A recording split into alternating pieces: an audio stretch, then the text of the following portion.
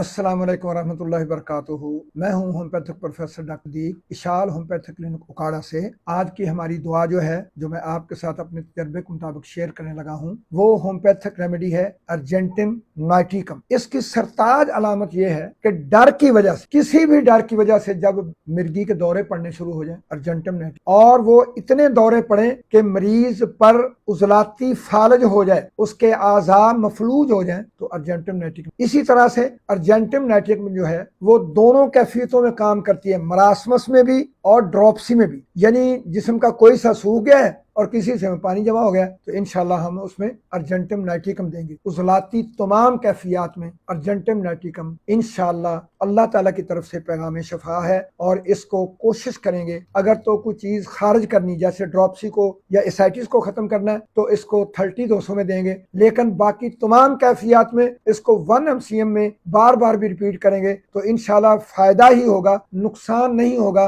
अस्सलाम वालेकुम।